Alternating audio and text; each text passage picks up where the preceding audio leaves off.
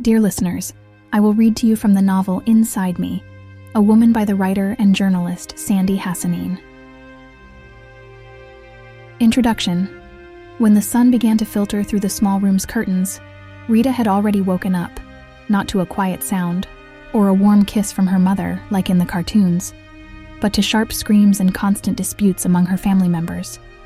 There was no lullaby song to soothe her, but rather the noise of anger and conflicts penetrating the house walls and reaching her small heart. Rita, the innocent child who had not yet turned 10, was surrounded by an endless conflict between her father, mother, and older brother. Instead of playing and laughing, she found herself drowning in problems beyond her understanding or ability to endure. She did not fully grasp why all this was happening, but she deeply felt the pain and loss it caused. Amidst this chaos, dark thoughts began to creep into her small mind. Thoughts of escaping this bitter reality, and sometimes even of suicide. These thoughts came too early for a child her age, but she saw no other way out. Deep inside, she was looking for a safe haven, a place where she knew no one, and no one knew her, where she could start her life anew, far from all this pain. This novel tells the story of Rita, the child who knew nothing but pain and conflicts, and who would later discover her deep truth as a transgender woman. Rita, who will face challenges greater than a small girl can imagine, will search for her true identity amidst a world full of conflicts and transformations. This journey will be filled with difficulties and discoveries, but ultimately it will be a story of the triumph of the human spirit and its determination to live with honesty and dignity. Chapter 1. Seeds of Change. Trapped within the facade of masculinity, I recite hymns of awakening to my true self. I seek forgiveness for this migrant body, this exile of mine. Longing eagerly for the impending encounter, I cease playing the strings of my physical form. I detest the melody of my existence in my slumber. Today, alone in the sanctuary, I adorn myself with the warmth of femininity, offering prayers to the divine. My heart yearns for life, tweeting like a bird, yet my chest tightens as I slumber. I lament. I reclaim myself, my features. The time has come to scream with the rhythm of my pulse. Despite the world, I shall be the girl. My feminine body shall be my life. Thus rang Rita's cry, echoing this declaration to the world from the east. The universe caught wind of this melody, marking the beginning from here. Internal dialogue. Rita sat alone in her room, engaging in a conversation with herself in hushed tones. Rita, how did I arrive here? Why do I feel this heaviness in my heart? I am not the person they see. I am not the boy they expect to be strong and composed. I am a girl trapped in a body that doesn't fit me. She glanced at her reflection in the mirror, her eyes filled with a mixture of longing and despair. The face staring back at her was familiar, yet foreign, a mask she had worn for too long.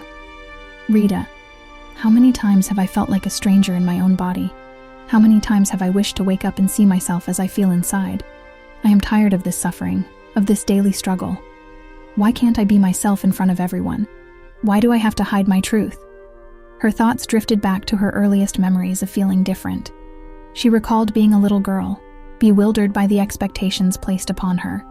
The toys, the clothes, the way people addressed her, none of it felt right. Rita, no one understood. They just assumed I was shy or awkward. They didn't see the internal battle, the confusion and pain of living a life that didn't belong to me. Every day was a performance, a role I played to fit in, to avoid questions and judgments. Taking a deep breath, she continued her internal monologue. Rita, no, I won't continue hiding. It's time to live authentically. I will face the world. I will be the girl I am inside.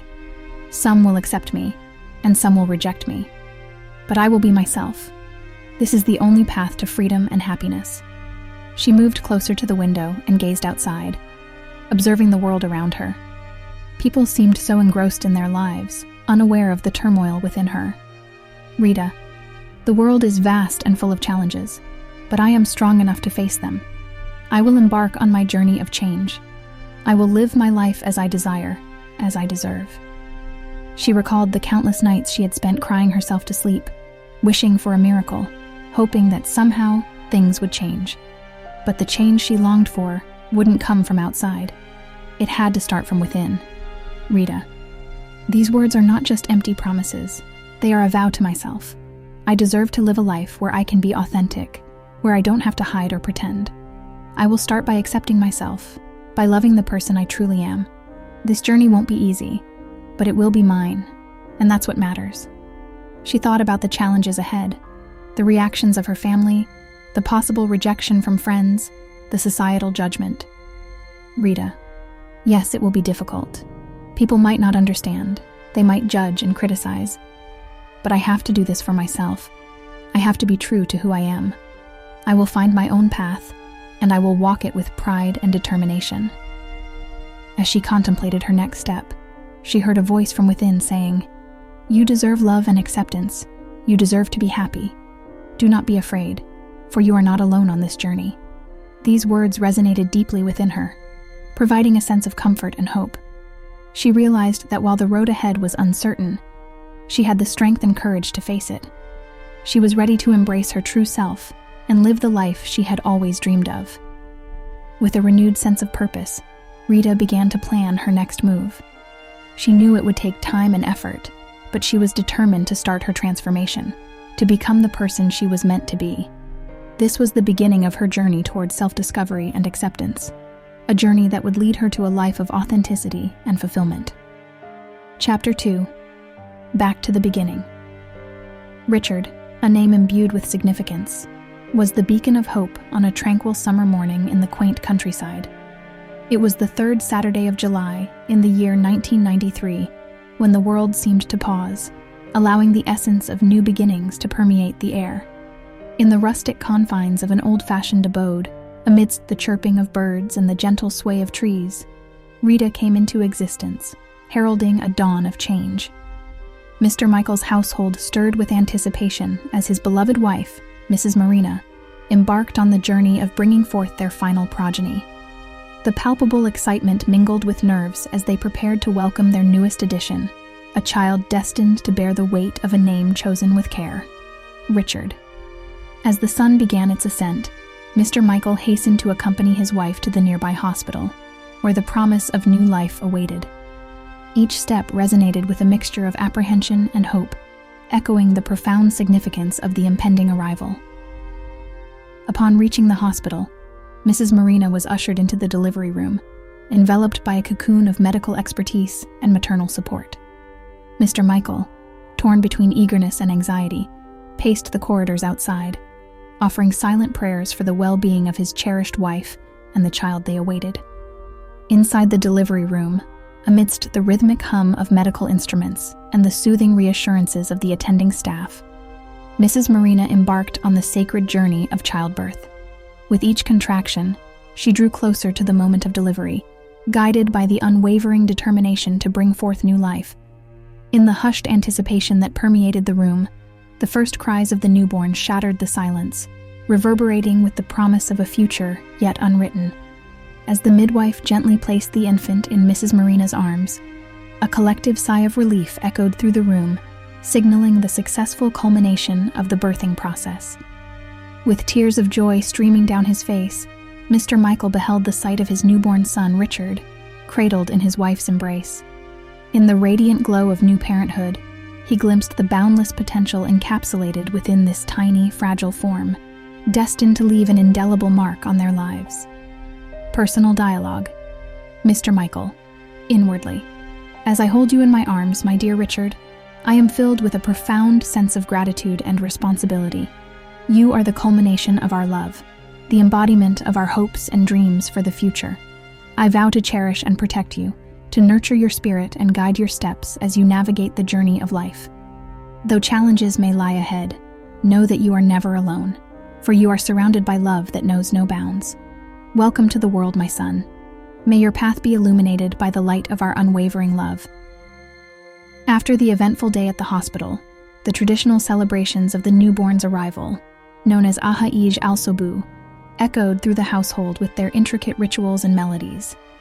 Mrs. Marina resumed her usual routine, leaving the infant Richard feeling as though her work stole her away from him.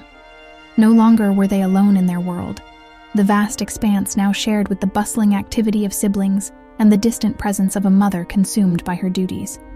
Once the center of his father's affection, Richard now found himself overshadowed by his older siblings, relegated to the periphery of their attention. His attempts to garner their notice were met with indifference, leaving him to navigate the world largely on his own. As Mrs. Marina returned to her duties, the bond between mother and child began to fray, replaced by fleeting moments amidst the demands of daily life. The once nurturing embrace of motherhood gave way to the arduous task of weaning, a process fraught with challenges and exhaustion. Richard, now a 4-year-old boy, found himself growing up in a household where his presence went largely unnoticed. His father, burdened by the responsibilities of providing for his family, struggled to connect with the son who would one day inherit his legacy. In the absence of maternal affection and sibling camaraderie, Richard's early childhood was marked by deprivation and loneliness. He knew little of life beyond the confines of familial discord, where conflicts and grievances overshadowed any semblance of joy. It was during these formative years that Richard began to grapple with his identity, his gender, a source of confusion and shame rather than pride. Despite his natural inclination towards feminine interests and behaviors, societal expectations weighed heavily upon him, condemning him for deviating from prescribed gender norms. The burden of societal judgment and familial neglect took its toll on Richard, his young mind besieged by thoughts of inadequacy and despair. Even at such a tender age, he found himself contemplating escape, longing for a place where he could exist free from scrutiny and judgment. For Richard, childhood was a time marked by longing and unfulfilled yearning, his innate sense of self stifled by the rigid confines of societal expectations. As he grappled with feelings of alienation and self-doubt, he yearned for acceptance and understanding, a desire that remained elusive in a world that seemed intent on erasing his true identity. Dialogue. Excerpt, Richard, to himself. Why am I different? Why can't I be like the other boys? I just want to be myself, but it feels like no one understands. Is there a place for someone like me in this world?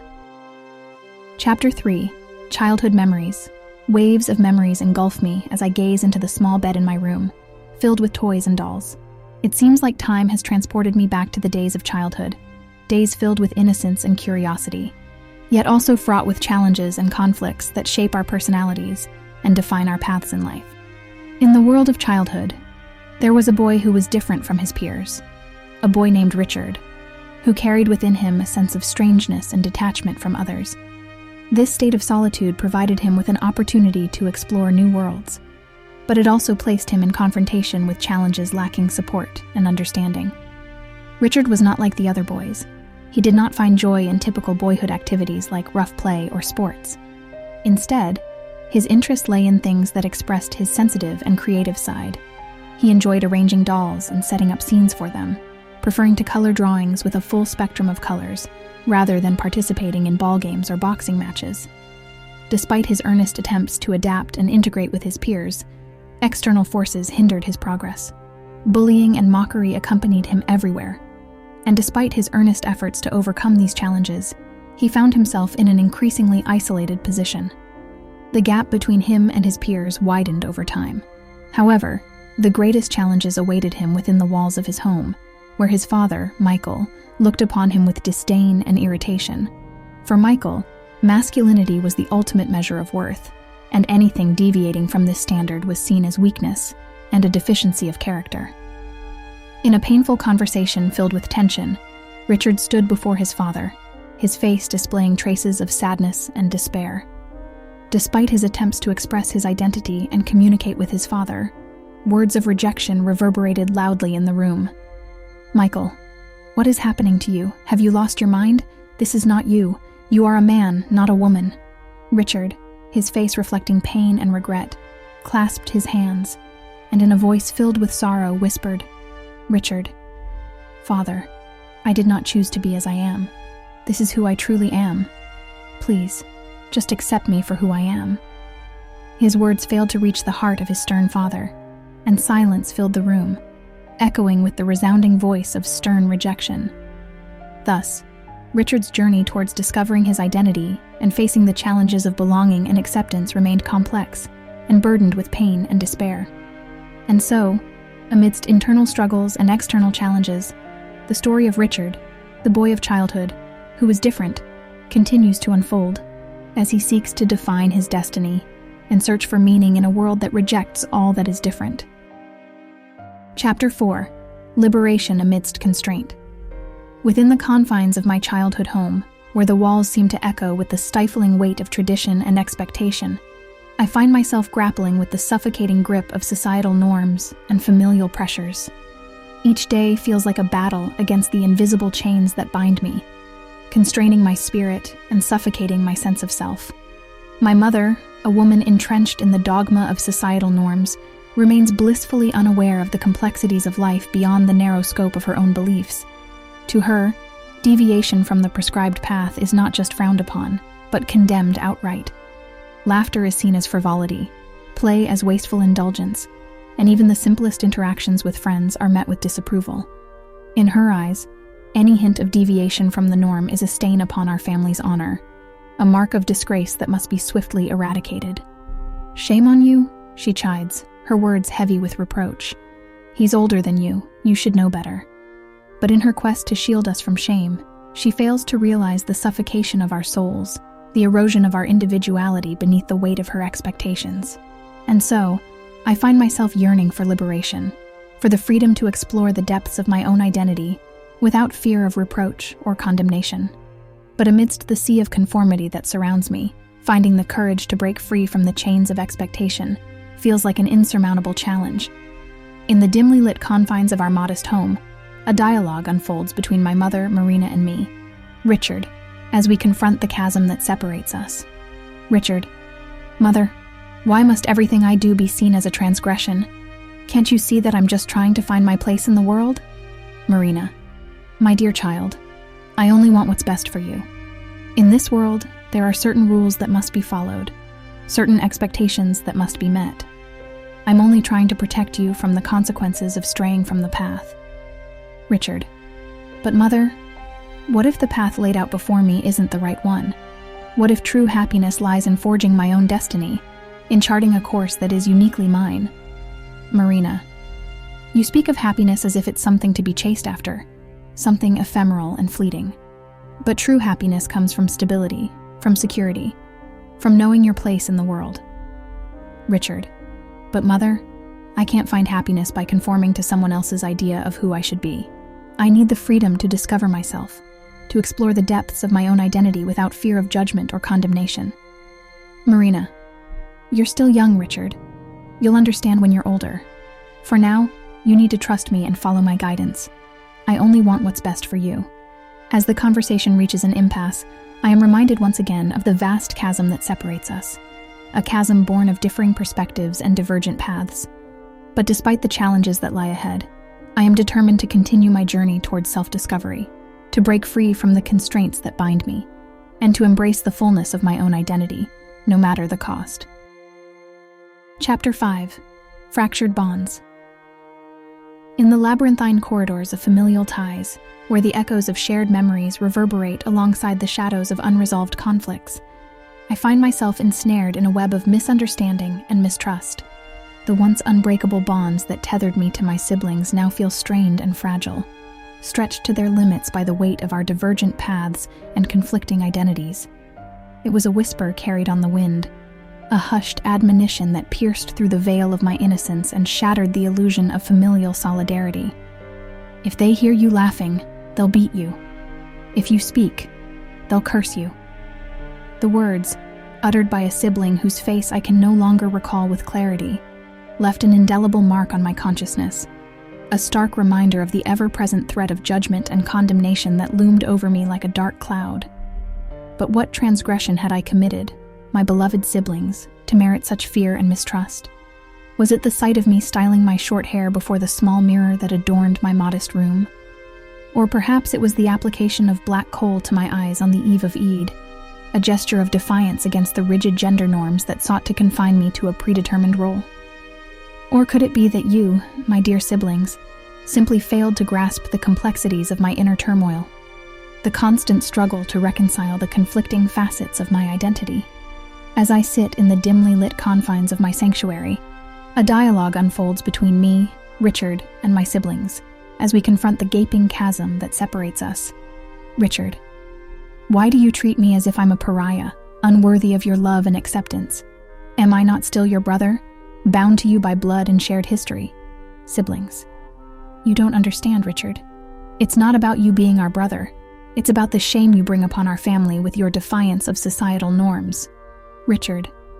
But why must my authenticity be viewed as a stain upon our family's honor?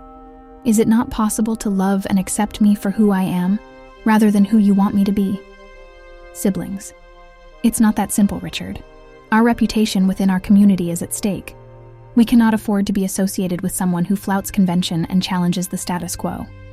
Richard. But at what cost do we safeguard our reputation? Is it worth sacrificing the happiness and well-being of a member of our own flesh and blood? Siblings. We're afraid, Richard. Afraid of the repercussions of your actions, of the judgment and ostracization we may face because of you. We don't want to be cast out from our community, forced to bear the burden of your choices. As the conversation reaches an impasse, I am reminded once again of the fragile nature of familial bonds, the delicate balance between love and duty, acceptance and conformity. And yet, despite the rift that divides us, I cling to the hope that one day we may find a way to bridge the chasm that separates us, to mend the fractures in our relationships, and to rediscover the love and acceptance that once bound us together as siblings. Chapter 6. Lost Innocence. In the twilight years of his childhood, Richard found himself thrust prematurely into the harsh realities of adulthood, robbed of the simple joys and innocent pleasures that should have been his birthright. Deprived of his cherished dolls, denied the meager allowance that would have allowed him to indulge in the festivities of childhood, he longed for nothing more than to experience the fleeting happiness that eluded him at every turn. How he yearned to celebrate the holidays like other children, to forge friendships that would endure the trials of adolescence, to navigate the complexities of social interaction with the same ease and grace as his female counterparts. But how could he navigate a world that viewed him with suspicion and scorn? A world that saw only the shell of a male body while his soul cried out to be recognized as female. His spirit battered and his morale shattered, Richard found himself adrift in a sea of ignorance and prejudice, a prisoner of his male anatomy and a captive of his female essence. His heart, starved of emotional fulfillment, his soul, bereft of material sustenance, he struggled to find his place in a society that shunned difference and celebrated conformity. In the midst of his existential crisis, a dialogue unfolds, a desperate plea for understanding and acceptance in a world that seems intent on erasing his very existence. Richard, how can I ever hope to find peace within myself when the world around me refuses to acknowledge the truth of who I am? How can I reconcile the conflicting facets of my identity when society insists on confining me to a narrow and suffocating box? Voice of reason. You are not alone, Richard. There are others like you who have walked this path before, who have faced the same struggles and emerged stronger and more resilient. Seek out those who understand and accept you for who you are, and together, you can find the courage to challenge the ignorance and prejudice that seek to diminish your humanity. Richard. But where do I begin? How do I navigate the treacherous waters of self-discovery without a guide or a mentor to light the way? Voice of reason. Trust in yourself, Richard. Trust in the truth of your own experience and the strength of your own convictions. Listen to the voice within you that calls out for recognition and acceptance, and let it guide you on your journey towards self-acceptance and fulfillment. As the conversation draws to a close, Richard is filled with a renewed sense of hope and determination, a resolve to confront the challenges that lie ahead and reclaim the lost innocence of his youth. And though the road ahead may be fraught with obstacles and setbacks, he knows that as long as he remains true to himself, he will never be truly alone. Chapter 7. The Weight of Expectations. With the passage of time, Richard found himself shouldering an increasing burden of worries and responsibilities. As he bid farewell to the familiar halls of high school and embarked on the next chapter of his journey at university, he carried with him the weight of expectations imposed upon him by those around him. Richard had always been a gentle soul, his heart brimming with kindness and his laughter ringing out like a melody. Yet, as he transitioned into adulthood, he couldn't help but feel a growing sense of dissonance between the image he presented to the world and the truth that lay within. Clad in the attire of a young man, Richard's outward appearance belied the turmoil he felt within. For deep within him resided the essence of a woman, a truth he struggled to reconcile with the expectations of those around him. As he navigated the bustling corridors of the university, Richard couldn't help but wonder why he felt drawn to men instead of women, why his heart yearned for a connection that defied societal norms and expectations. In a bold move born out of desperation and a longing for connection, Richard found himself attending an event in search of a soulmate, someone who would see past the facade he presented to the world and recognize the woman hidden within. But as he stood amidst a sea of faces, his heart heavy with anticipation, he couldn't shake the feeling of being out of place, of not belonging in a world where love was defined by rigid gender norms and societal expectations. As Richard grappled with his own internal struggles, a conversation unfolded within the depths of his mind, a dialogue between the voice of reason and the cries of his own heart. Richard, why do I feel drawn to men instead of women? Why does my heart ache for a connection that defies societal norms and expectations? Voice of reason, you are not alone in your desire for connection and love, Richard.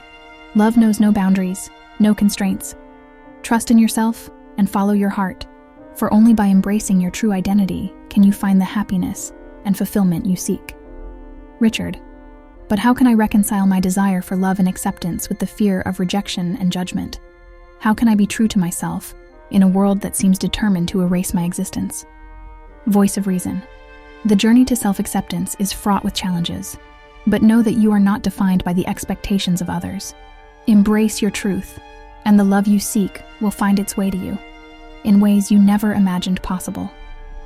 As the conversation faded into the recesses of his mind, Richard felt a glimmer of hope amidst the darkness of his uncertainty. Though the road ahead would be fraught with obstacles and setbacks, he knew that by staying true to himself and following the voice of his heart, he could navigate the complexities of love and identity and emerge stronger on the other side. Chapter 8. Andrew. They say that a journey of 1,000 miles begins with a single step, and for Richard, his journey of 1,000 struggles began with one name: Andrew. Andrew was the first love, or perhaps the first experience of love, in Richard's life. A handsome young man, tall and broad-shouldered, with captivating green eyes that ensnared the unsuspecting Richard with their beauty. Yet, little did Richard realize the depth of the darkness that lurked within Andrew's heart. Their relationship began on a rainy day, a day when Richard's despair reached its zenith, driving him to the edge of the precipice, where he contemplated ending his life to escape the pain that gnawed at his soul. As Richard stood on the cliffs, ready to leap into the abyss, Andrew appeared out of nowhere, wrapping his arms around Richard and pulling him back from the brink. In that moment, Richard felt a sense of safety and security wash over him, a feeling he had never experienced before. Little did he know, however, that this was merely a facade, a mirage of safety in a desert of despair. Andrew spoke to Richard often, soothing his troubled mind with promises of support and understanding. He reassured Richard that everything was normal, that he would stand by his side and help him through his struggles. Yet, as their relationship deepened, Richard began to sense that something was amiss, that Andrew's intentions were not as pure as they seemed. In a poignant conversation between Richard and Andrew, the true nature of their relationship came to light. Richard, Andrew, why did you save me that day? Why did you pull me back from the edge? Andrew, because I care about you, Richard. I couldn't bear to see you suffer, to see you in pain. Richard, but why? What do you want from me? Andrew, I just want to help you, Richard. I want to be there for you, to support you in any way I can. Richard, but I don't understand. Why me? Why now? Andrew, because you're special, Richard. You're different from anyone I've ever met, and I want to be a part of your life, to share in your struggles and your triumphs. As their conversation unfolded, Richard couldn't shake the feeling that there was more to Andrew's motives than met the eye. He sensed a darkness lurking beneath the surface, a hidden agenda that threatened to unravel the fragile threads of trust that bound them together. And as he grappled with the uncertainty of their relationship, Richard realized that Andrew was not the savior he had imagined, but a predator masquerading as a protector, a wolf in sheep's clothing. Suddenly, Andrew called Richard and asked to meet him. Richard was very happy about this. He was anticipating the moment he would spend with Andrew with mixed excitement and tension. As he prepared for the meeting, He felt a little uncomfortable with the fragrant perfume and sense of confidence that Andrew gave him. When they got to the car, romantic songs swept over them, and the atmosphere was full of enthusiasm and tenderness. "You are beautiful today," Andrew said, as he caught Richard's gaze, arousing a warm feeling in his heart. Richard responded with a shy smile and said, "You make me feel brilliant, Andrew." As they walked, Andrew's hand tenderly reached out, and he gently took Richard's hand, as if he was gently cradling his heart and soul. Richard shivered a little, but felt safe and warm with Andrew by his side. "I'm glad we're here together," Andrew said in a calm voice, making Richard's heart dance with happiness. "Me too," Richard replied in a tone full of affection and love. In that moment, their souls were connected and merged together in a world of passion and romance, and there was nothing but their pure and sincere love that they came together to love. As they immersed themselves in this romantic atmosphere, words began to exchange between them in a natural and attractive way. "Do you know, Richard, that I have never felt so happy?" Andrew asked, his voice soft and full of tenderness. Richard closed his eyes for a moment, enjoying Andrew's kind words, then replied with a smile, "Me too, Andrew. You light up my life in an indescribable way." In these moments, voices mixed with feelings, and they exchanged emotions with all respect and depth. There was no need for many words. The language of heart spoke more powerfully. As they moved through the dark night, Richard felt like he was living in a dream, with happiness filling his heart and hope on the horizon. When they reached the end of the trip, that romantic atmosphere in the carriage continued until the time of farewell, where they exchanged another kiss while the moment was slowly fading. But the memory will remain engraved in their hearts forever. After Richard returned to his house and closed the door behind him, he found himself alone in the silence of the night.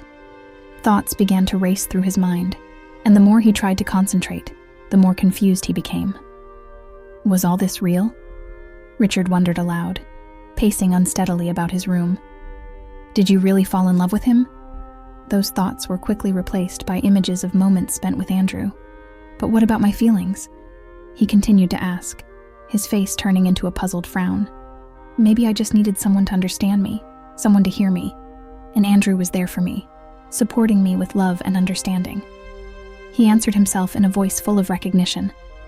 At that moment, Richard began to realize that what was most important was not the name of the person he loved, but rather that there was someone who understood him and provided him with support and love. In the silence of the night, amidst his thoughts and feelings, the doubts gradually faded away, and confidence slowly began to return to him. He now realized that he simply must live his life as he wanted, and be with whoever makes him happy, regardless of race or gender. Meanwhile, Richard's father burst into his room with sudden anger, carrying a large bag in his hand, and without any hesitation, he began violently smashing things around him. He angrily smashed Richard's cell phone and cut Richard's female clothing into strips while his screams of rage and beatings became louder. Richard, who was stunned and distraught, tried desperately to comfort his father, tears filling his eyes, but to no avail. Michael's father was determined to correct his son's behavior at any cost. A neighbor saw him in female clothing while riding in a car with a young man, which harmed the reputation of his father and his family, even if it meant destroying his world. "What have you done?" Michael shouted with increasing anger, not paying attention to his son's tears or his desperate attempts at justification. While Richard was trying with all his might to express himself, the argument between him and his father escalated, which exacerbated the dispute and deepened the gap between them.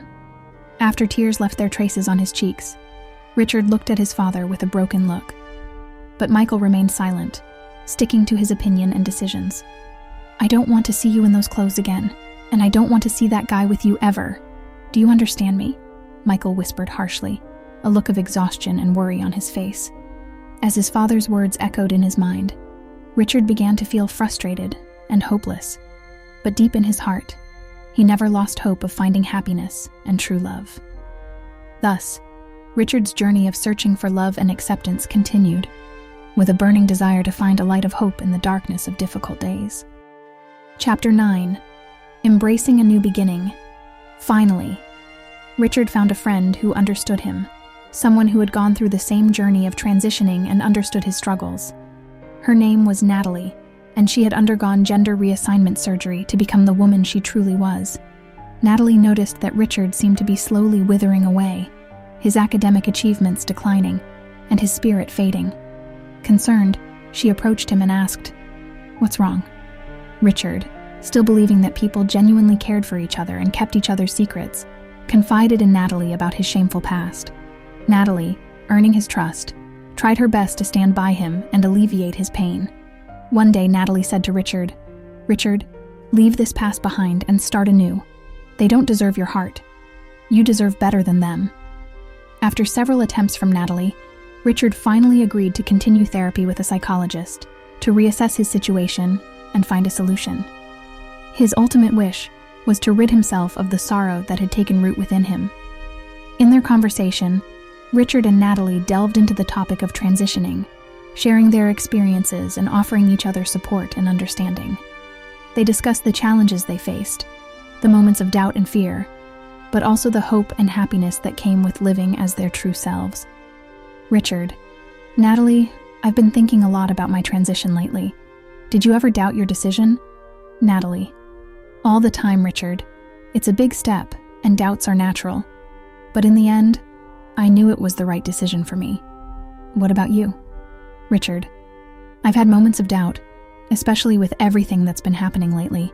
But talking to you, it makes me feel like I'm not alone in this journey." Natalie, "You're never alone, Richard. We're in this together. And remember, transitioning is about becoming the person you've always known yourself to be, despite the challenges." As they talked, Richard felt a sense of relief and optimism wash over him. With Natalie by his side, he began to believe that there was a way out of the darkness that had consumed him for so long. Together, they embarked on a journey of healing and self-discovery, ready to embrace a new beginning filled with hope and possibility. Natalie gazed at Richard, marveling at his resilience as he poured out the details of his life. Each time Richard reacted to masculine references with irritation, it resonated deeply with Natalie's own struggles. She remembered her own disdain for being addressed in the masculine form during her own trying times. Richard, too, now saw himself solely as a woman. In the same year Richard decided to embark on therapy, tragedy struck as his father and brother passed away. This was an immensely challenging time for him, with the news of death and separation weighing heavily on his soul. His journey toward emotional stability remained precarious, his sense of self still fragile. His father's passing failed to bring solace or imprint his memory, and he failed to be present in Richard's world as he should have been. As his father departed, a part of Richard departed with him, leaving behind a lingering anxiety that accompanied him through life's myriad stages. The loss of his brother mere months later, following his sister's marriage, left Richard feeling utterly alone. One by one, they left the family home to start their own lives, leaving Richard behind.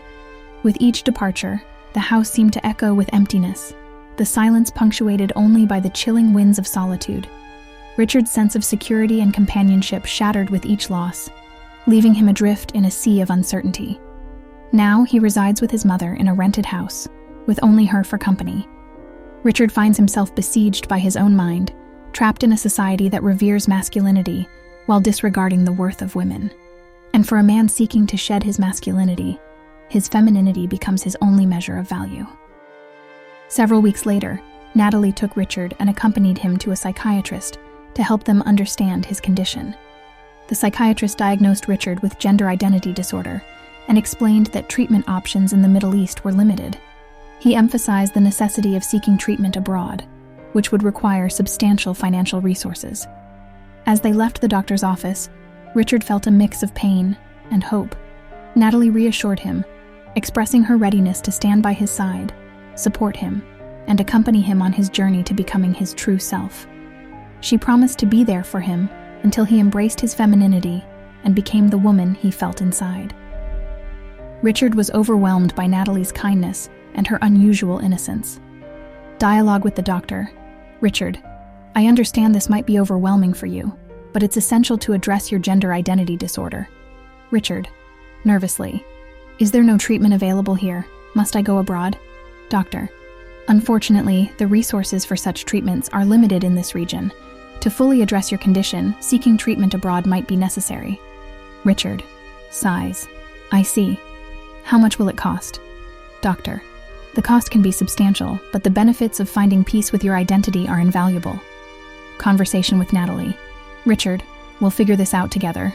I'll be with you every step of the way. Richard. But Natalie, it's a lot to ask of you. This journey won't be easy. Natalie, smiling. Nothing worth having comes easy. And besides, you're not alone in this. I'm here for you always. As they left the doctor's office, Richard felt a glimmer of hope amidst the uncertainty, knowing that Natalie's unwavering support would carry him through the challenges ahead. Chapter 10. Andrew's return. Richard's phone rang, revealing an unfamiliar number. He answered the call with a voice tinged with pain and tears. Richard. Hello, who is this? Hoarse voice. Have you forgotten my voice? Richard. Sorry, who are you? Caller. This is Andrew, Richard. Do you not remember me? Richard, surprised. Andrew, is this really you? Andrew. Yes, that's me. Richard. I apologize for not communicating. My father broke my phone the day we met and I was unable to contact you. After he died, I was able to get the SIM card back because it was linked to my bank account and I needed the money to continue my journey. Andrew. Your trip? What trip? Richard. My journey to liberate the woman within me. Andrew. Please, Richard, forgive me. I never intended to stay away so long. I tried to reach you in many ways, but I couldn't. Please, stay with me. Richard, hesitantly. Okay, Andrew, but I'm exhausted and I need some time to start over with you. Andrew, give me a chance. I promise I won't let you down. I will stay with you through this journey, and I will marry you after all. Richard, with his characteristic innocence, felt pity for Andrew. He has not yet experienced cheating on men, and believes that anyone who says, I love you, really means it. Andrew's return provided Richard with the emotional support he desperately needed, along with Natalie's encouraging presence. Andrew filled the void in Richard's heart and gave him the love he longed for. They began meeting regularly, and their relationship deepened with each meeting. Richard, who now longs only to be loved by Andrew, finds solace and fulfillment in their relationship. When he held on to Andrew, he realized that he didn't need anything else from the world, as long as he remained the center of Andrew's love. Months of indescribable happiness had graced Richard's life. Yet, life is unforgiving, governed by rules and laws that determine one's fate. Ignorance of these rules leaves one adrift in a sea of suffering, unable to escape the relentless waves of despair. It felt as though life had marshaled all its forces to defeat him, keeping him submerged in darkness. During this period, the darkness grew thicker, and mercy wore a terrifying mask, snatching away moments of peace unexpectedly. The death of Marina, Richard's mother, marked the most devastating blow. She had been his fortress, his comforting embrace, a voice of solace, and a presence that eased his burdens. With her departure, the world seemed a mere illusion. People turned into ghosts, and the very ground beneath him quaked and crumbled. Richard lived through his own apocalypse, confined in a prison unseen by others, with his foundations dismantled and his world upended. His mother's death left him in a void where he could no longer seek her comforting presence, or share the news of her passing with her. Richard was forced to endure his grief in the family home, a period that became one of the darkest in his life. No one was there to hold his hand, to accept him for who he was, or to offer words of reassurance. He faced his journey towards becoming himself utterly alone. With every blow, every loss, and every deprivation, Richard was a young woman in a young man's body, moving with a natural grace that inadvertently stirred trouble. It wasn't that he sought conflict. His true self was bursting forth uncontrollably, like seeds sprouting, or trees pushing through obstacles with their roots. Richard often felt the need to explain to passers-by, "Pardon me, sirs, don't blame my appearance. I am but a woman harmonizing with my pain. Don't be deceived by this exterior.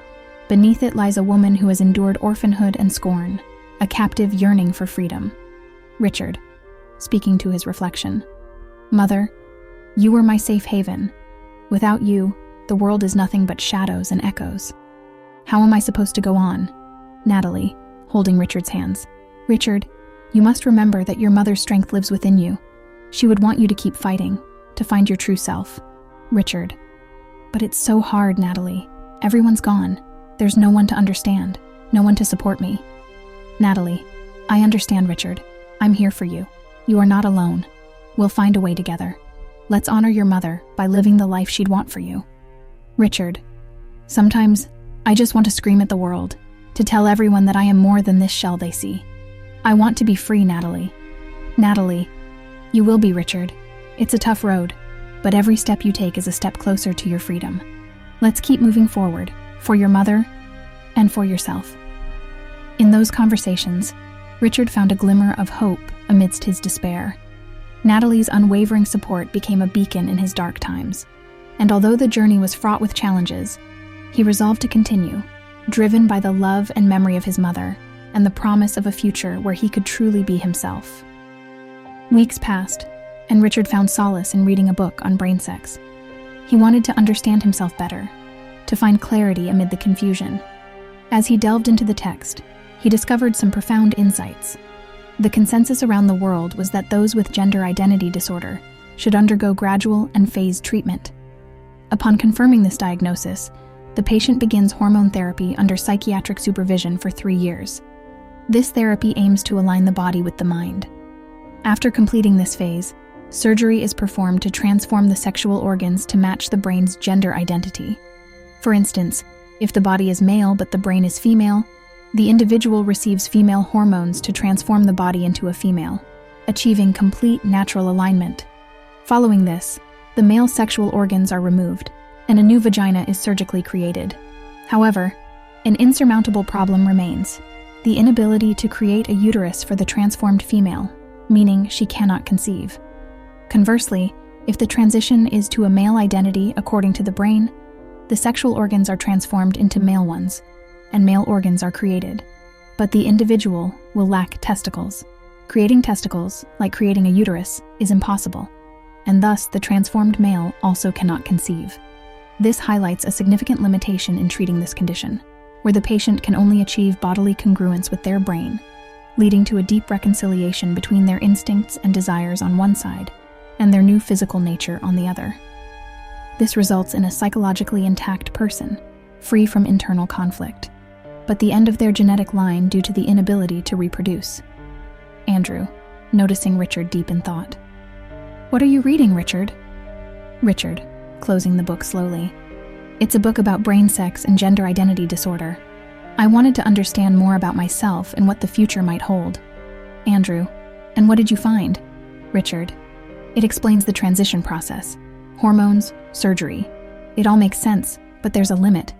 We can't have children. No uterus for a transformed female, no testicles for a transformed male. It's like, we can only go so far." Andrew, nodding. "Yes, it's one of the hardest truths to accept. But think about the freedom you'll gain. Being able to live as your true self, free from the internal conflict." Richard, "I know, but it's still hard to process. To think that this is the end of my genetic line, that I can't ever have a child."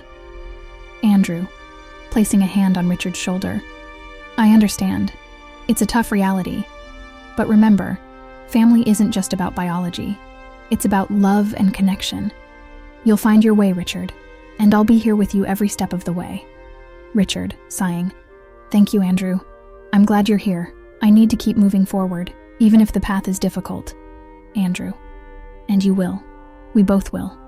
This journey is ours to take, and no matter what happens, we'll face it together." Richard found comfort in Andrew's words, his unwavering support a beacon in his life. Despite the challenges and limitations, he knew he was not alone. Together, they would navigate the complexities of his identity and future, striving for a life of authenticity and peace. The next day, Richard and Andrew went to the psychiatric department, eager and nervous about what lay ahead. They sat down with the therapist, who began by mentioning that Dr. John had already explained Richard's case to him.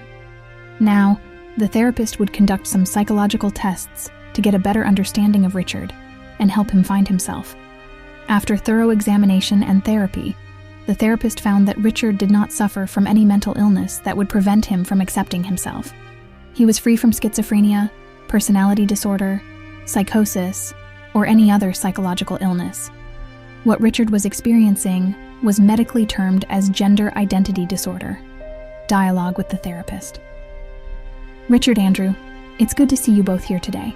After our assessments, I can confirm that Richard does not suffer from any psychological conditions that would prevent him from accepting his true self. Richard, what you're experiencing is called gender identity disorder. Andrew, can you explain more about this disorder? I want to understand better how to support Richard. Therapist. Of course, Andrew, it's important to understand the distinction between sex and gender. Sex refers to the physical attributes you're born with, while gender is more about the social and personal identity that shapes an individual's personality and affiliations. Richard, so my struggle isn't just about my body, but also about how I feel and identify socially? Therapist. Exactly, Richard. Gender identity is formed in the brain during fetal development. For example, researchers have found that the brain tends to develop in the male direction through the increased influence of testosterone on neural cells, particularly in the BSTC region of the limbic system. If these cells are influenced by hormones in the female direction, but the body's characteristics are male, the brain develops with a female orientation, and vice versa. Andrew. So this mismatch between brain and body happens during pregnancy? Therapist. Yes, the sexual differentiation of the brain happens in the second half of pregnancy, whereas the differentiation of sexual organs occurs in the first 2 months. If there's a hormonal discrepancy during these periods, the brain's gender can develop opposite to the body's sex.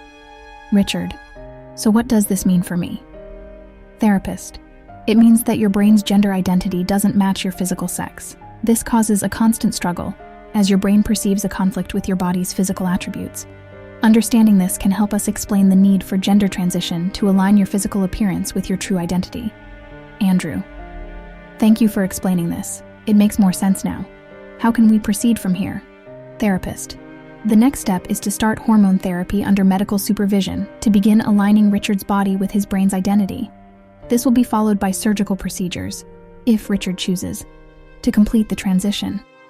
Throughout this journey, psychological support is crucial to ensure Richard's mental and emotional well-being.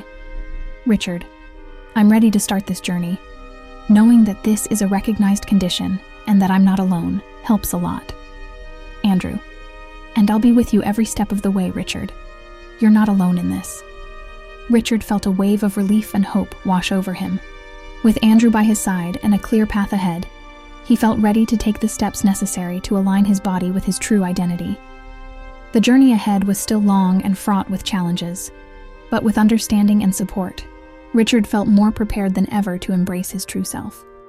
Before starting hormone therapy, Dr. John contacted us and informed us that since Richard's condition was confirmed to be natural, and without any psychological issues preventing self-acceptance, he would need to undergo a period of living as a male to see if he could successfully adapt to the male role.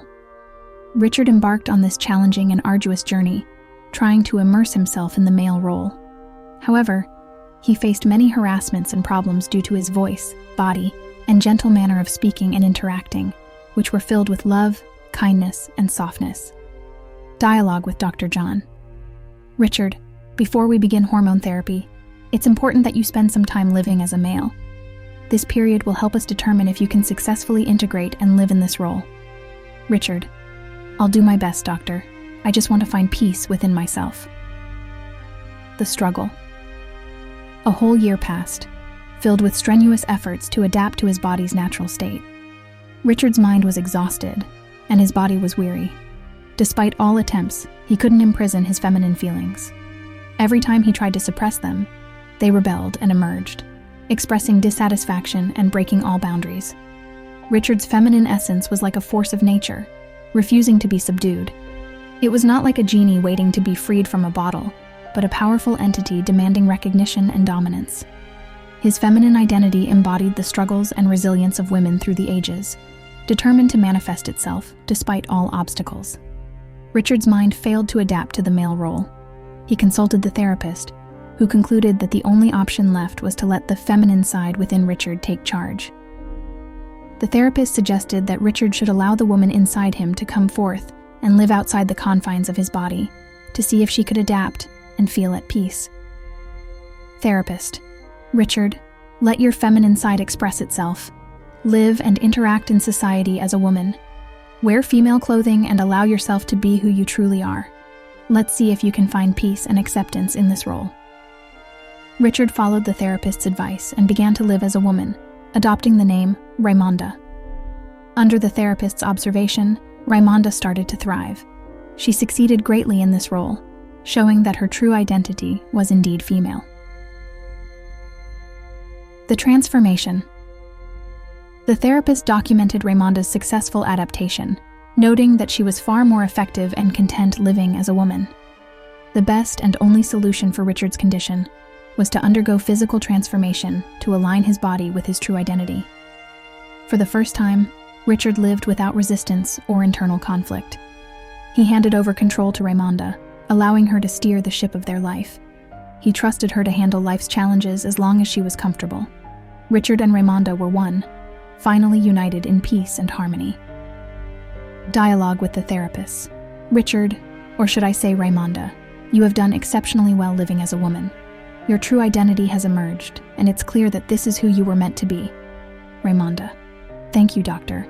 I've never felt more at peace with myself. It's like a weight has been lifted off my shoulders. Therapist. The next step is to begin the physical transformation process. This will align your body with your identity and allow you to live fully as Raimonda. Raimonda. I'm ready, doctor. For the first time, I feel like I can truly be myself. Richard, now Raimonda, embraced her true self, ready to embark on the journey of physical transformation. With the support of Andrew and the guidance of her therapist, Raimonda felt prepared to face the future with confidence and strength. She was no longer a prisoner of her body, but a woman ready to live her life authentically and fully. Chapter 11. Seeking religious guidance. Although the author chose foreign names to simplify for the international reader, which may carry Christian connotations, Richard, the protagonist, was actually Muslim. Natalie and Richard decided to visit a religious scholar to discuss his situation. Natalie explained Richard's entire story to the sheikh. Dialogue with the sheikh. Assalamu alaikum, please have a seat. How can I assist you today? Natalie. Wa alaikum assalam, sheikh. We're here to seek your guidance on a delicate matter concerning Richard. He has been struggling with his gender identity, feeling that he is a woman trapped in a man's body. Sheikh. I see. This is indeed a complex issue. In Islam, such matters are categorized into 3 distinct groups. 1. The true hermaphrodite, kunta mushkil. This refers to individuals with ambiguous or mixed genitalia. There is a consensus on the permissibility of surgery to correct such conditions due to the clear physical deformity. 2. The congenital effeminate, mukanath kilki. This seems to be Richard's condition. These are individuals who naturally have feminine traits, such as a soft voice and delicate movements. Allah has mentioned such individuals when He permitted women to reveal their adornments in front of certain men, including those male attendants having no physical desire. These men do not experience sexual attraction towards women and thus are allowed more access. In Richard's case, since medical science now provides a means for alignment, the principle of matching the body to the mind and soul applies. The human being is composed of intellect, spirit, and body. If the intellect and spirit contradict the body, logic dictates that alignment should be sought through either adjusting the mind and spirit to match the body or vice versa to achieve harmony. 3. The effeminate mimic, mukanath tashabu. This group includes men who do not inherently feel like women, but wish to adopt female roles for sexual gratification. They do not genuinely identify as women, and simply mimic feminine behaviors for pleasure. This category is explicitly condemned in authentic hadiths. Islamic scholars have already allowed surgeries for correcting intersex conditions based on accurate medical diagnoses by specialists to determine the predominant gender. Similarly, the same principle applies to gender dysphoria, transsexuality. Approval for gender transition surgeries must be grounded on thorough evaluations by psychiatric, surgical, and hormonal experts, and supported by scientific evidence over an adequate period to eliminate any doubts. This prevents misuse of the surgery for wrongful purposes. Richard. Thank you, Sheikh, for your guidance. It means a lot to me to understand this from a religious perspective. But what should be the next step for me? Sheikh. The next step is to undergo thorough evaluations by psychiatric, surgical, and hormonal experts. If they confirm your condition and suggest that transitioning is the appropriate path, then it would be permissible for you to proceed. The aim is to achieve harmony between your mind, soul, and body. Remember, Richard, that your journey is not just about changing your physical appearance, but also finding peace and alignment within yourself. Natalie, we appreciate your time and wisdom, Sheikh. This clarity will help Richard immensely on his journey. The Sheikh's advice provided Richard with a sense of relief and understanding, confirming that his path was recognized within his faith. He felt more at peace knowing that his efforts to align his mind and body were not only medically sound, but also religiously acceptable. With this newfound clarity, Richard felt ready to continue his journey, supported by both his faith and his friends.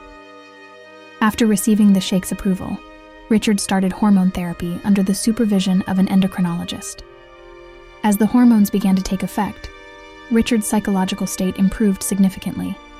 Within a month, he noticed the subtle emergence of feminine traits, and over the course of a year, his physical appearance began to match his inner identity, making him look more like a natural woman. 1 year into the hormone treatment, Richard, now presenting as an elegant woman, visited the endocrinologist again.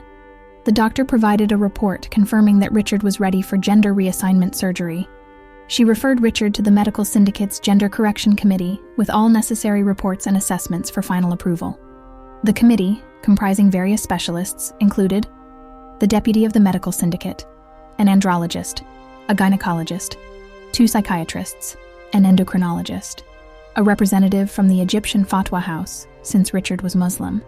Had he been Christian, a church representative would have been appointed. After thoroughly reviewing Richard's documents and verifying that he had completed the required 3-year treatment protocol, the committee unanimously approved the surgery. Richard received the approval letter with immense joy. He was finally on the brink of liberation from the physical form that had imprisoned his true self for so long. During this time, Andrew decided to travel to a wealthy country to work and save up for Richard's surgery. He was determined to fulfill his promise to marry Richard after the surgery, showing his unwavering support and commitment. Dialogue with the Medical Syndicate Committee. Deputy of the Medical Syndicate. Richard, we have thoroughly reviewed your case and the accompanying medical reports. We understand the journey you have been through. Andrologist. Your medical history and hormone therapy reports are comprehensive and show significant progress towards your desired gender. Gynecologist. The physical changes noted are consistent with successful hormone therapy. You are well on your way to achieving the physical transformation you seek. Psychiatrist 1. Our psychological assessments confirm that you do not suffer from any mental illnesses that would impede your ability to make informed decisions about your gender identity. Psychiatrist 2. Indeed, your case is one of gender dysphoria, and aligning your physical body with your gender identity is crucial for your well-being. Endocrinologist. Your hormone therapy has been successful, and your body has responded well. You are physically prepared for the surgery. Fatwa House representative. Given that you have met all medical and psychological requirements, and considering the religious perspective provided earlier, we find no objections from an Islamic standpoint to proceed with your gender reassignment surgery. Deputy of the Medical Syndicate. Therefore, the committee has decided to approve your request for surgery. We wish you all the best on this important step in your journey. Richard, thank you all so much. This means the world to me. Richard left the meeting with the approval letter in hand, heart filled with hope and anticipation for the future. Andrew's commitment to working abroad to fund the surgery further solidified his belief in a brighter, authentic future as the woman he always knew he was. Preparing for the future. As Andrew departed for his journey to gather the necessary funds, Richard continued his preparations for the surgery. With every passing day, the dream of living as his true self grew closer to reality. The support from friends like Natalie and the unwavering commitment from Andrew gave Richard the strength to move forward, confident that he was on the right path. After a year of anticipation, Natalie called. Natalie. Hello, Richard. It's now possible to undergo the surgery here without the need to travel abroad, and it will be covered by the state. Richard. Really, Natalie? Natalie. Absolutely. I've booked you an appointment with the doctor for next Saturday. Richard. Thank you so much, Natalie. I don't know what to do. Excitedly, Richard tried calling Andrew to share the wonderful news. But after an hour of continuous calling, Andrew's phone still went unanswered. Eventually, Andrew's friend Marcus picked up the phone. Richard, with a trembling voice. "Where's Andrew?" Marcus. "We were at work, and Andrew was hit by a car. We're at the hospital now." Richard. "What are you saying? Are you joking?" Andrew always liked to see my worry and fear for him. Tell him I need to talk to him about something very important. Marcus. "I'm not joking." Richard's heart sank, his mind reeling from the shock. He couldn't comprehend what he was hearing. It felt surreal, as if the world had suddenly turned upside down. The thought of Andrew, his dear friend, being in such a critical condition was too much to bear. As Richard continued the call, his heart seemed to stop, a haunting silence enveloping him. It was as if time stood still, waiting for the next words to be spoken. Marcus urgently called for the doctor, desperation evident in his voice. "Doctor, may he rest in peace. He's gone." Marcus collapsed, and Richard fell to the ground, overcome with grief. Onlookers pitied him, their sympathetic gazes offering little solace in the face of such profound loss. Richard sat in the dimly lit living room, his thoughts swirling in a tempest of sorrow and regret. Natalie, sensing his anguish, approached him with a gentle touch on his shoulder. "Natalie." "Richard, I know it's been tough lately. Is there anything I can do to help?" Richard looked up at her, his eyes brimming with unshed tears. "Natalie, I can't shake off this feeling of loss. It's like a heavy weight pressing down on my chest, suffocating me." Natalie sat beside him, offering silent support as he struggled to find the words to express his grief. Richard finally spoke, his voice heavy with emotion. "I keep replaying the moment in my mind, the last time I spoke to Andrew. I called him about the surgery, wanting to share the good news, but he never answered." Natalie listened attentively, her heart aching for her friend's pain.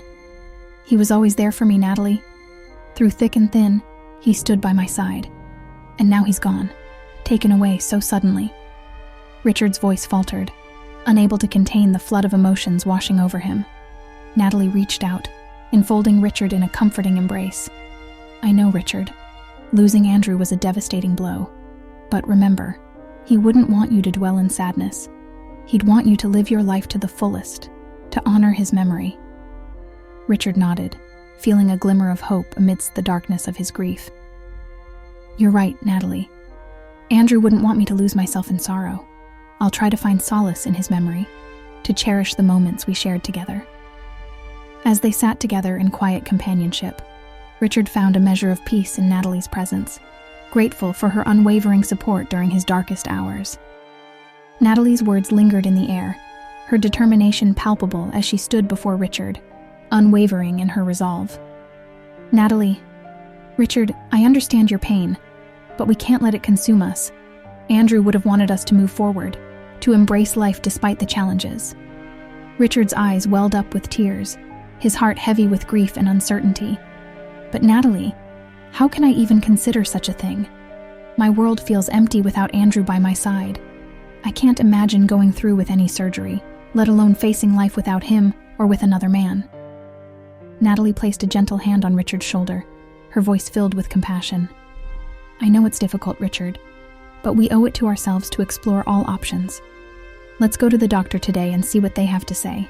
Having this opportunity for surgery in our town is rare, and we may not find it elsewhere." Richard hesitated, torn between his longing for Andrew and the possibility of a future beyond his grief. I don't know, Natalie. It's all so overwhelming." Natalie nodded, her gaze unwavering. "I'll be there with you every step of the way, Richard. Together, we can face whatever comes our way." With Natalie's support, Richard found a glimmer of hope amidst the darkness that threatened to engulf him. Perhaps, just perhaps, there was a chance for healing and renewal, even in the wake of such profound loss. Chapter 12. A Beacon of Hope. Natalie's phone rang, and Richard's name flashed on the screen. "Hello, Richard," she answered, her voice tinged with concern. "I'm dying in agony, and I constantly contemplate suicide," Richard confessed, his words heavy with despair. "I'm on my way," Natalie assured him. She hurried to Richard's side and found him sprawled on the floor, a bottle of pills beside him, a grim testament to his intentions. Without hesitation, Natalie called for an ambulance, and they rushed to save him. At the hospital, Richard was treated with a stomach pump, his life hanging in the balance. But it wasn't death he sought. It was relief from the unrelenting pain that had engulfed his life. As Richard began to regain consciousness, Natalie remained steadfast by his side, offering comfort and reassurance. She contacted a psychiatrist, who promised to provide ongoing support and counseling. In the days that followed, Richard slowly started to open up about his struggles, his fears, and his grief. With the help of his therapist, he began to confront the trauma that had haunted him for so long. Natalie, ever the beacon of hope, stood by him every step of the way, offering her unwavering support and encouragement. And as Richard embarked on the journey toward healing, he realized that even in the darkest of times, there was light to be found, as long as he had someone to guide him through the shadows. Richard slowly opened his eyes, his surroundings blurry and unfamiliar. "Where am I?" he murmured, his voice weak. "You're in the hospital. Thank God you're safe. We managed to save you," Natalie replied, relief evident in her voice. The doctor approached Richard's bedside, shaking his head in disbelief. "It's a shame to deprive the world of all this beauty. It's a sin," he lamented. Natalie intervened. "Dr. Peter came himself to check on you." Dr. Peter spoke gently. "I'll stay by your side until you're better. You'll be fine." "Thank you, doctor, and thank you, Natalie," Richard whispered, gratitude filling his heart. In the days that followed, Richard remained under observation and care. He found solace in the presence of Dr. Peter, his psychiatrist, who offered him reassurance and support. Dr. Peter's kindness and genuine concern renewed Richard's hope for the future. Encouraged by Dr. Peter's compassion, Richard and Natalie made an appointment with the surgeon, Dr. Jimmy, to discuss the possibility of the surgery. With Dr. Peter by his side, Richard felt emboldened to take the next step toward reclaiming his life. Dr. Peter and Richard found themselves in a state of anticipation and nervousness as they sat in the waiting area of Dr. Jimmy's clinic. The room seemed to echo with the ticking of the clock, each passing second feeling like an eternity. Richard's palms were sweaty, and his heart raced with a mix of excitement and apprehension. Dr. Peter, ever the supportive figure, offered reassuring nods and encouraging words, but Richard's mind was consumed with thoughts of the surgery that could potentially change his life forever. Finally, after what felt like an eternity, Dr. Jimmy emerged from his office, a warm smile on his face as he greeted them. "Hello, Dr. Peter." "Hello, Richard," he said warmly, his voice a calming presence in the tense atmosphere of the clinic. Dr. Peter wasted no time in explaining Richard's situation to Dr. Jimmy, detailing his struggles with gender identity disorder and the extensive documentation they had gathered to support his case. "Richard is ready to proceed with the surgery, Dr. Jimmy," he concluded, his tone a mixture of hope and determination. Dr. Jimmy listened attentively, his expression thoughtful as he reviewed the documents provided. After a moment of consideration, he nodded, his resolve unwavering. "I understand, Dr. Peter. Richard, I commend you for your bravery in facing this journey. Rest assured, we perform such surgeries here at the hospital, funded by the state. As long as Richard meets all the necessary criteria, I am more than willing to perform the surgery for him." Relief washed over Richard as he absorbed Dr. Jimmy's words, a weight lifting from his shoulders. This was the moment he had been waiting for, the chance to finally align his physical body with his true identity. With renewed determination, he nodded in agreement, grateful for the opportunity that lay ahead. With the decision made, Dr. Jimmy wasted no time in initiating the necessary preparations for Richard's surgery. They scheduled the procedure for the following week, allowing Richard time to mentally prepare himself for the life-changing event that awaited him. As the day of the surgery approached, Richard found himself grappling with a whirlwind of emotions. Excitement, fear, hope, and anticipation mingled within him, each vying for dominance in his racing mind. But amidst the tumultuous sea of feelings, one thing remained clear. He was ready to take this monumental step towards living authentically as his true self. On the day of the surgery, Richard arrived at the hospital, his heart pounding with nervous energy. Dr. Jimmy greeted him with a reassuring smile, offering words of encouragement as they made their way to the operating room. With each step, Richard felt a sense of calm settle over him, a quiet resolve taking root within his soul. As he lay on the operating table, Surrounded by a team of skilled medical professionals, Richard closed his eyes and whispered a silent prayer, seeking guidance and strength from above.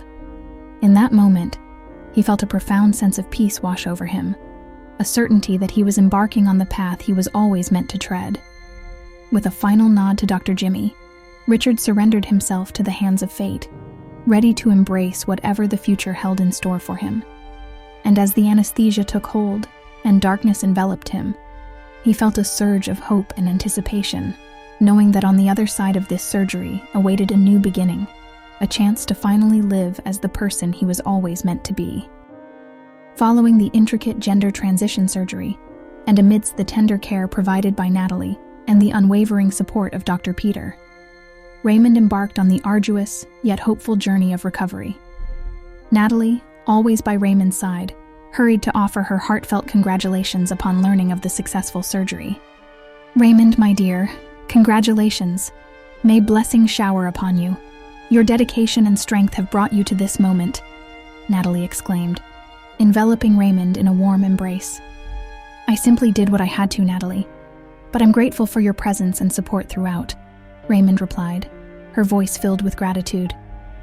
Together they made their way back home, where Raymond would undergo a careful 15-day period of recuperation and monitoring. During this pivotal phase of recovery, Raymond stood before the mirror, marveling at her transformed reflection. It wasn't just the physical changes that captivated her. It was the newfound sense of harmony that seemed to permeate every aspect of her being, her identity, her spirit, and her outlook on life.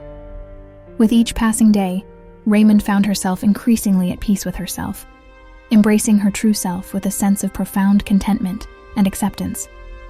Filled with a sense of profound gratitude, Raymond reached out to Dr. Jimmy to express her heartfelt appreciation.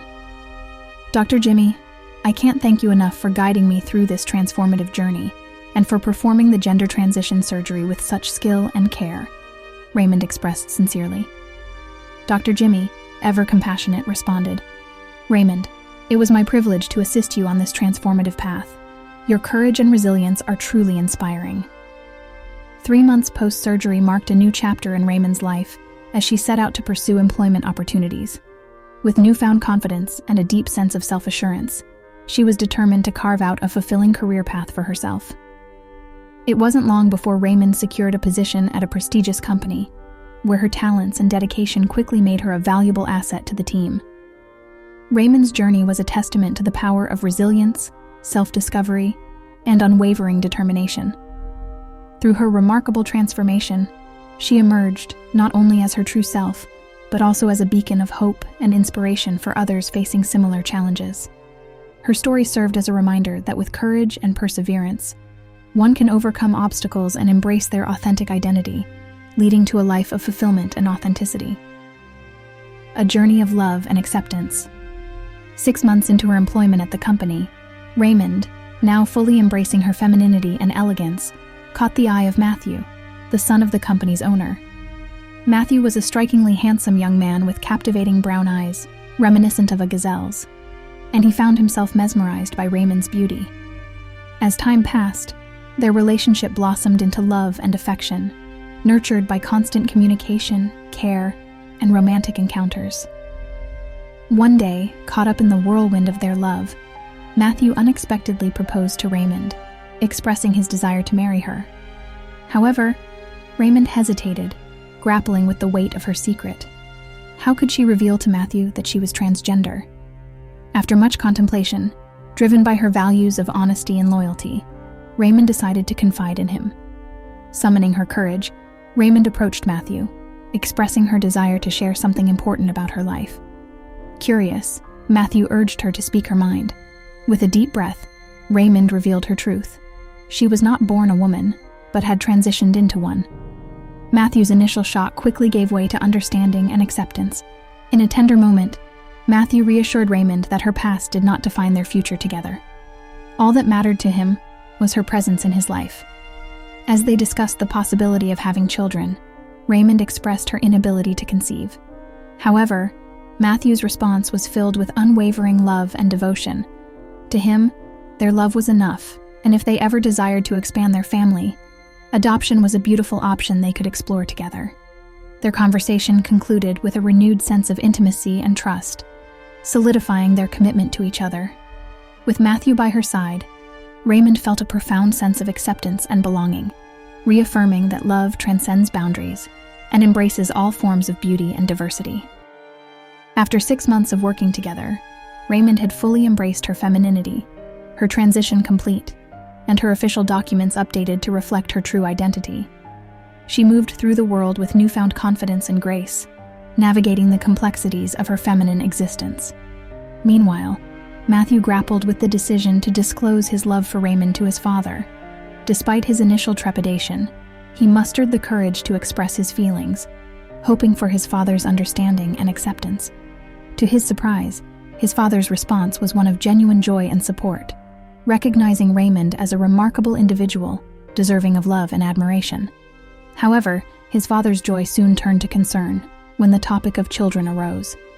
Desiring grandchildren to carry on the family legacy, Matthew's father assumed that Raymond, now fully transitioned, would be able to conceive.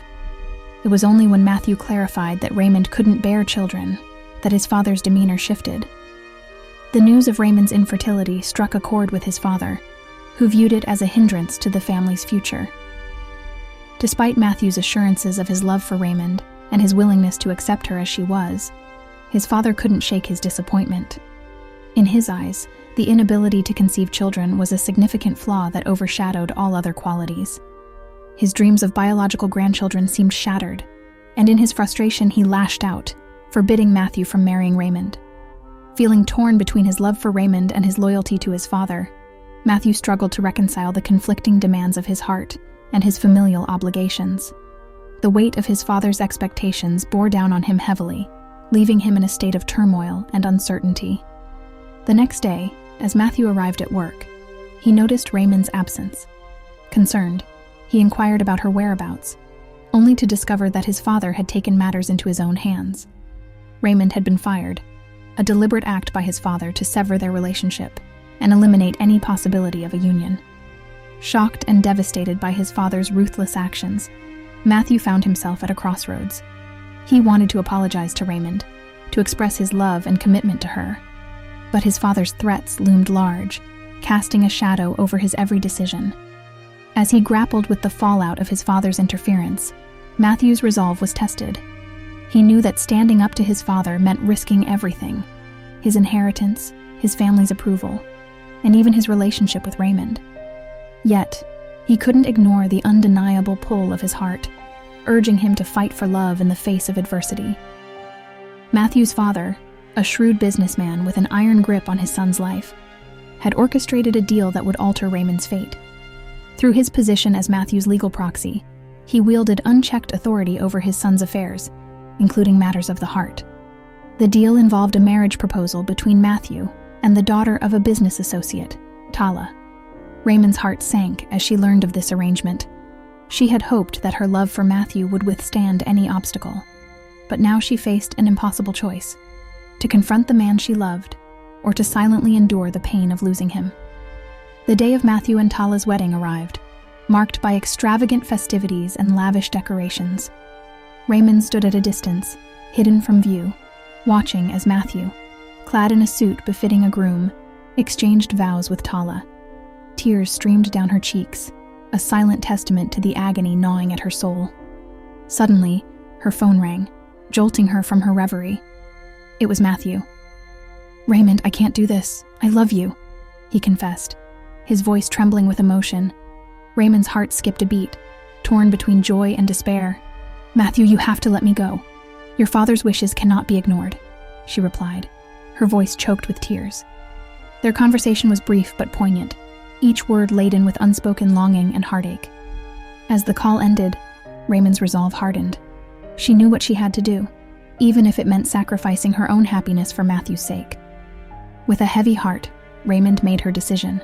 She would disappear from Matthew's life, allowing him to fulfill his duty to his family without her interference.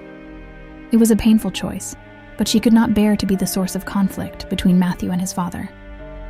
As the night wore on and the celebrations continued, Raymond slipped away unnoticed, leaving behind the man she loved and the life they could never share.